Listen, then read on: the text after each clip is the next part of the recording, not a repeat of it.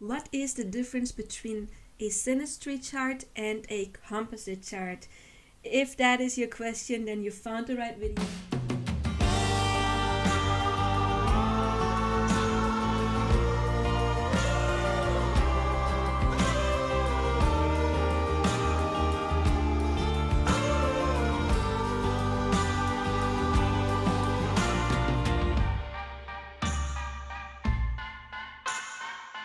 Welcome to this channel. My name is Janine.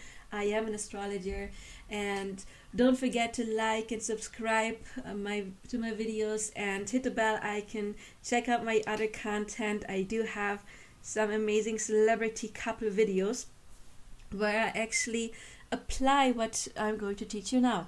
And you can already see I do have Megan Fox and Machine Gun Kelly open here because that is the video I am currently preparing and that I am going to use as an example. What you see here is the synastry chart, and a synastry chart is two charts on top of another. The blue would be Meghan Markle and orange would be Machine Gun Kelly. And I'm going to, sorry, I said Meghan Markle, I meant Megan Fox. I do already have a video about Meghan Markle and Prince Harry. You can check it out. But we do have Megan Fox here, and you see, for example, she has a Capricorn ascendant. The moon is down here in Taurus. The sun is down here in Taurus, and the moon is in Leo. And just have that picture in your mind for a second. And then when we go here, you see it's the basic, the same thing. It's the rising sign in Capricorn. What you see here is that she's got Mars right attached to the rising sign. And we do have that here. We do have her sun down here in Taurus, and we do have her moon up here, exactly as it is here. And then we got Machine Gun Kelly. He is a rising sign in Gemini. But since we already have her rising sign determining the signs here, because again she is a rising sign in Capricorn, which means that we chose, or I chose to have Capricorn down here. We could do it the other way around, just a little click, and you see now it would be Gemini, it would be his right order, but I prefer it this way. So we do have Capricorn here, and his rising sign would be down here. The AC is in Gemini, because we have those two charts on top of another, and you see his sun is in Taurus as well. He is a Taurus sun, which would be, where is Taurus? Here in his personal chart. We do have it here right next to Gemini, of course. And now, since we determined that she is the one that is going to give us the pace, we do have it more here. Okay, here's the rising sign and his sun. So we do have two charts on top of another. Why? Because we want to see how those people interact with one another. Basically, synastry is showing us, are you a good match or not, when it comes to, not when it comes to your energies. That's what I did in my Divine Counterpart videos. But when we look at synastry, are you a good match? Do you maybe have a soulmate connection? And we can say a clear yes to that, because they do have a lot of contact between their planets. You see there's many lines going on here. There's a lot of contact also between very important stuff like the nodes and the moon, and the nodes and the sun. There is important stuff going on. So we can say yes, a lot of stuff going on, which means a positive connection. I mean a strong connection. Positive we can say because there's a lot of blue going on. However, there are some red lines as well. That is normal. Don't be freaked out by that. Those lines basically just show us that there's maybe some lessons they have to learn to one another, with one another. And one thing is very important when it comes to your soul's evolution. If you still have a lot of learning to do, you will attract somebody you have a lot of red lines, a lot of squares and oppositions with. Why? Because we only attract what is matching our energy. And if we do have a lot of squares, for example, that can talk about karma and lessons, then we attracted this person to show us exactly that when we met. However, if you've been together for a while and it's been rocky in the beginning and now it's harmonious, or for some people it's harmonious in the beginning and it gets rocky after a while, of course, and then it gets harmonious again. That just implies that yeah, there have been some lessons, but you did learn them, and then you can grow together with this person, of course, if it's not toxic. If you are dealing with a toxic person, please leave them, okay? Learn about manifesting. You can change things, but you always attract what is matching your energy. So if you've met a person and you have a lot of blue lines, well, congratulations. That tells us that you already have done some of the work, and now you are getting rewarded because you attract somebody whom you have a lot of flowing aspects, harmonious aspects. So synastry is showing us some fated signs, and I do have a video about signs of fated connections. For example, we do have a beautiful thing here, the south node connected to the moon, we got the north node connected to the sun, and by connected I mean they're close by. You see, they are very, very close, both in Leo. Here they're very close, and that basically shows us something about their relationship, about how they interact with one another, if they're good for each other or not. Do they support each other? For example, a beautiful sun-moon connection would always talk about a couple that is supporting the other person. We do see a Mercury connection going on here, which tells us, and you see it's a very strong one. It's 16 degree for her and 17 degree for him. The degree are these little lines here, and that just tells us it's in Taurus, of course. 16 and 17 degree in Taurus, each sign would be 30 degree, and that tells us that they think alike. They're very much they have a lot in common when it comes to their thinking mind, and maybe also interests when it comes to learning or something like that. So this shows us again, is it a fated connection? It would show us how do they interact with one another. Are there emotional support for one another? It can show us, is it a relationship that can get grounded, or is it more a relationship that will stay illusional, that you won't be able to actually really see through the other person? And here we do have this beautiful aspect between his Saturn, that's this little orange guy here, forming a beautiful connection to her sun, which means he is serious about this commitment. Saturn can be karma if there's red lines. When there's blue lines, it is commitment. He is very committed towards her, towards this connection. So this is what we see when we talk about synastry. Also, of course, very important is we do see the house placements, and that can tell us a lot as well.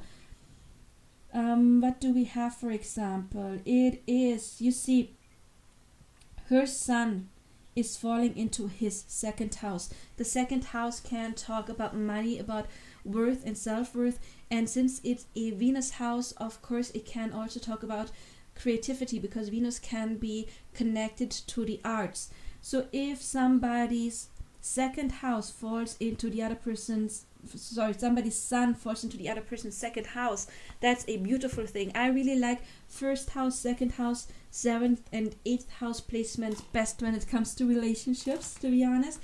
And that means that she is very supportive maybe when it comes to his career. It's not the career house so much, there would be more the 6th and the 10th house, but this is connected to how we make our money, and of course that can be connected to career.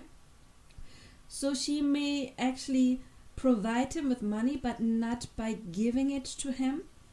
For example, my twin flame and I have the same combination. My sun is falling into the second house. This could be a gold digger placement. What we have to check then is her sun, is it healthy? Yes, because look, we only see a trine here. We don't see a lot of squares. We don't see any squares coming from her sun.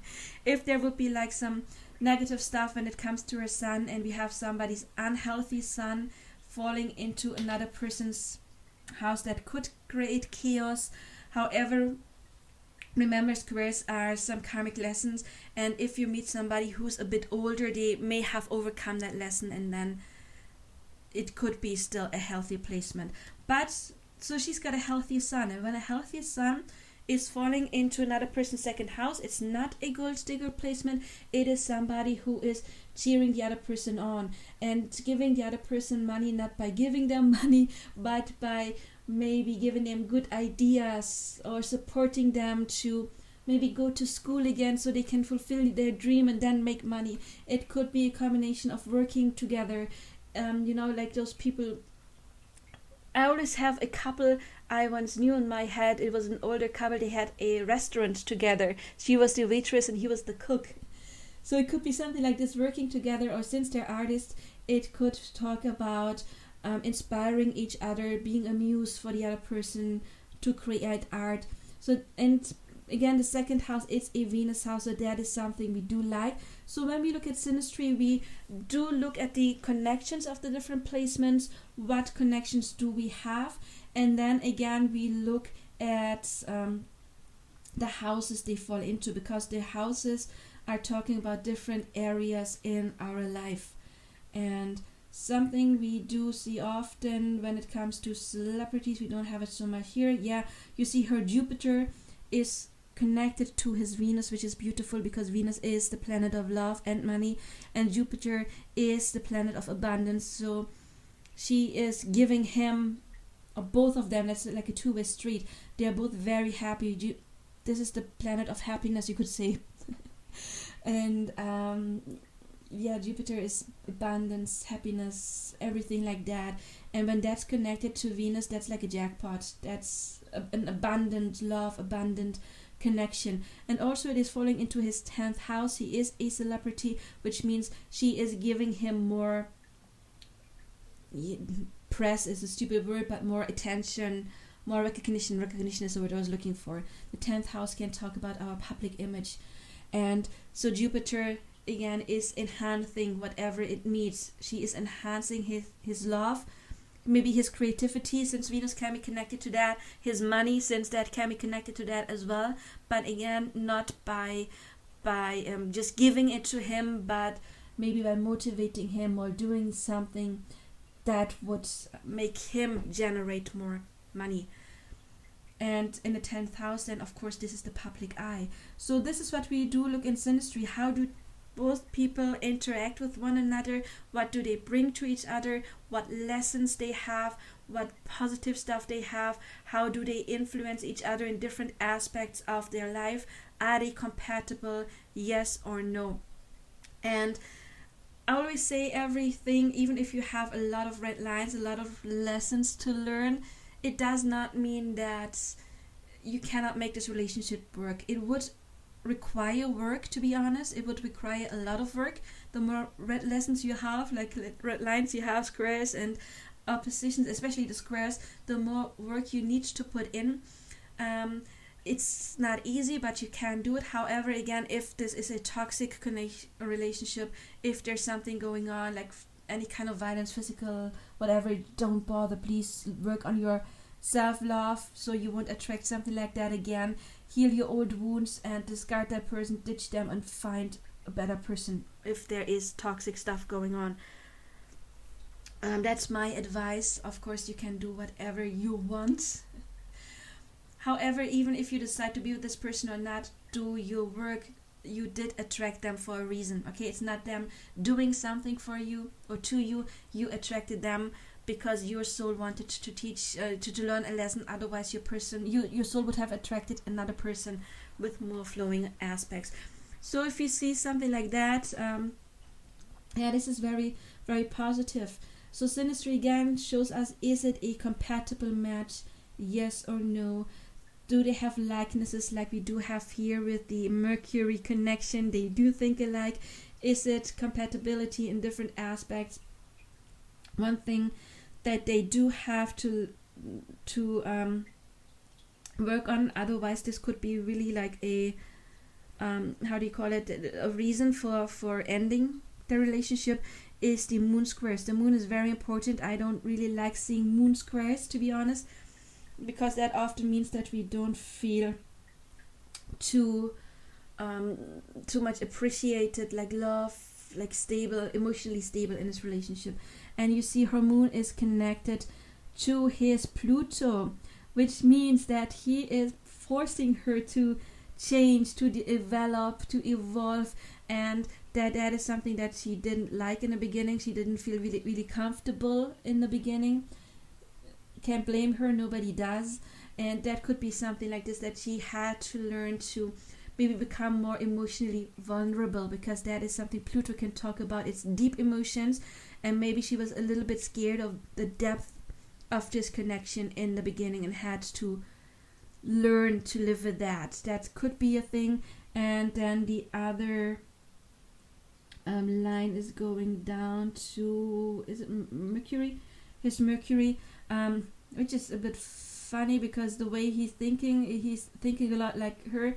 I don't know, maybe they are both very blunt, and then she had to learn to deal with his bluntness or something like that, you know, or they might have been difficulties to open up and talk about their emotions, and that could have been a lesson that she had to learn.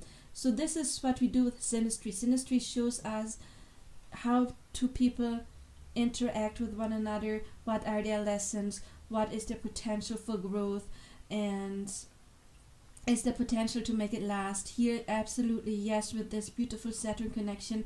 However, this is something they need to work on, because the moon is very, very important. It's our most vulnerable placement, and if she doesn't manage to learn to talk about her emotions or to really heal, because Pluto connections can force us to heal even childhood stuff, if she has some, I don't know. If she's not comfortable actually doing that, then that could be like a deal breaker in the end, of course. So then we do have the, this is synastry. I hope I made this clear. If you have more questions, leave them in the description box below. I will answer them or make another video to clear your questions.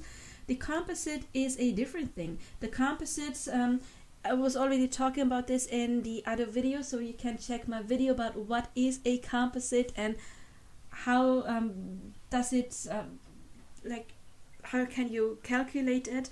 Basically, it's the midpoint theory, and if we have, for example, we do have both suns and Taurus, you see that, and if those suns would walk towards one another, where would they meet? Well, of course, still Taurus. We have her moon over here in Leo, his moon is there in Pisces. If those two would walk towards one another, where would they meet? Probably around here in, was it Gemini? The moon in Gemini, yes. So you can do that with every planet.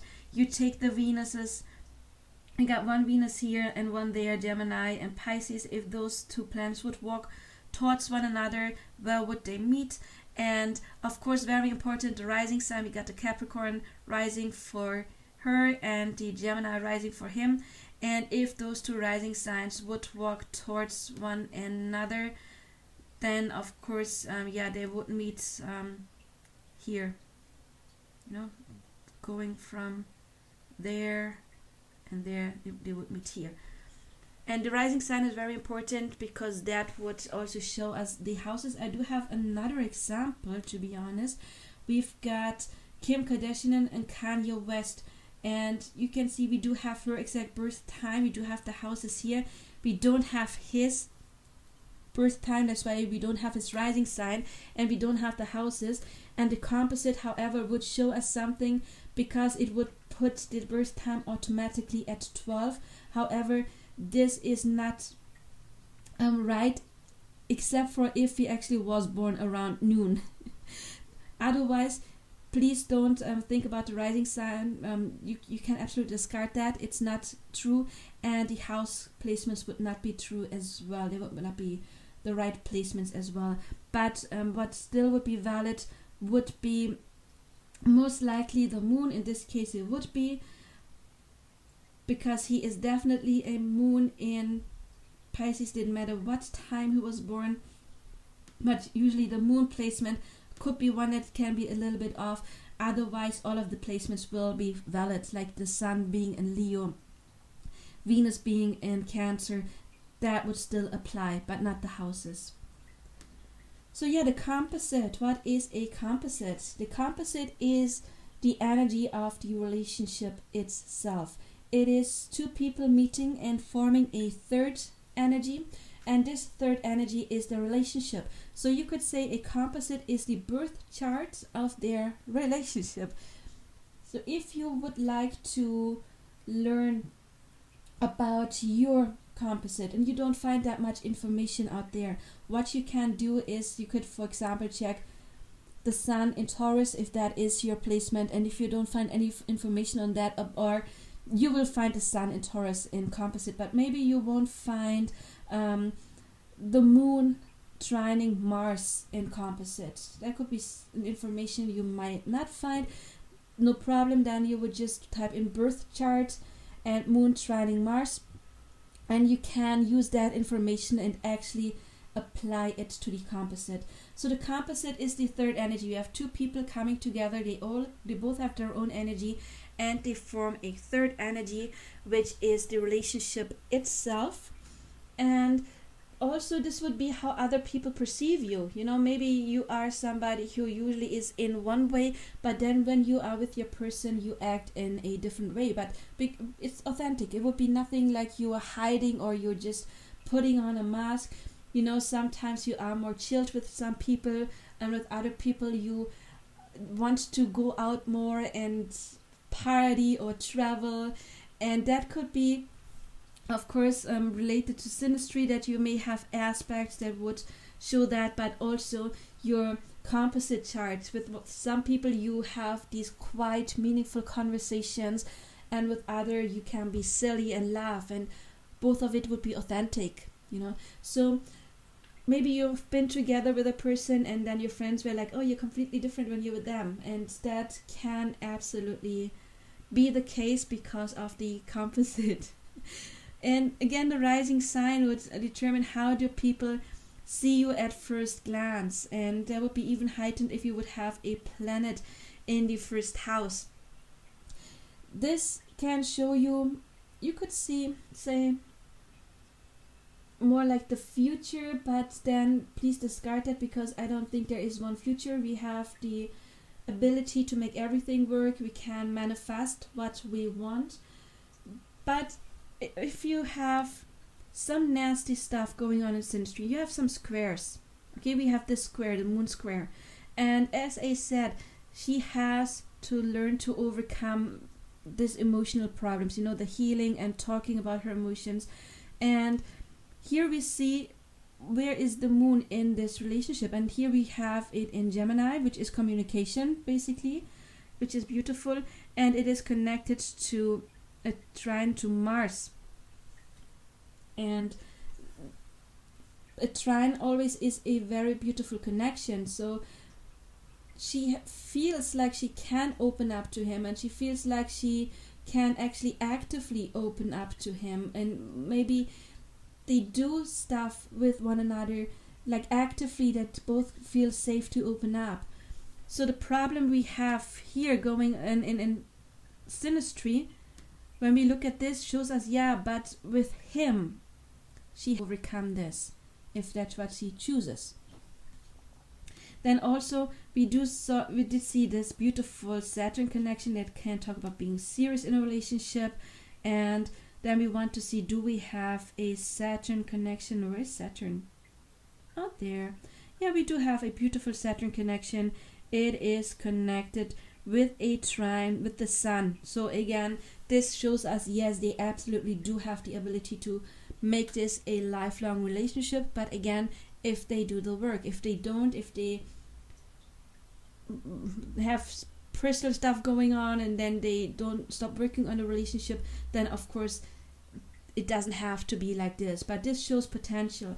Don't be scared of some squares here, because squares again shows you some kind of karma that can be overcome if you put in the work, and oppositions just show us that they need to balance stuff. We do have this square here between Pluto and the moon, which shows us that healing may be an issue, and this basically shows us that healing and transforming, which is Pluto, may be a lifelong issue, or at least for a long time, that they need to balance and to accept that they constantly evolve through the other person and grow and ascend. And maybe later it doesn't have to be like that hard and dense anymore, because Pluto can also talk about extremely deep emotions, and then they have to learn to balance certain things.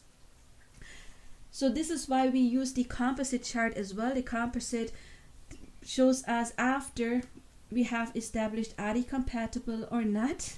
This can give us further information about what chances do they have, what is the third energy, how do they act with one another, what kind of karma, if there is any, do they have to heal, what other lessons in order to grow. And so it's basically additional information. And one thing that I came up with that Spirit told me is that when we have the synastry and we compare two people's energy with one another, what Spirit gave me is that we can use this as a birth chart and then apply it on each person, which means then we don't have two people, that we see what is the energy, how do they interact, how do they influence each other, but also how does the relationship influence them individually. Here we see how Machine Gun Kelly and Meghan Fox interact, how they influence each other, and then we can apply this with the relationship. How does the relationship influence Meghan? How does the relationship influence Machine Gun Kelly? And if you're interested in that, I am going to record a video about that. I am still in the preparation phase. You can check it out. It either already is uploaded or it will be soon. And yeah, again, that is the difference between the synastry up here, compatibility horoscope, and but it's a synastry. Here we just have it's synastry because here they added the asteroids as well that tell us more about soulmate relationships for soulmates. Asteroids, especially Juno, Eris, and Psyche, are very important. But yes, this again shows us compatibility, and if this is good, we can, or if it's not good, then we can find out more in the composite to check out the third energy. If this helped, please don't forget to like, subscribe, hit the bell icon, and watch my other content, watch my celebrity videos, and also of course my coaching videos, because it's so important for me to help you ascend. And I have coached more than 20,000 people in more than 16 years. And if you want to help me with you as well, if you want to ascend on your journey, check out my stuff or contact me for personal coaching, or of course your own astrology analysis. You're very welcome to. And till then, I wish you of course all the best. Bye bye.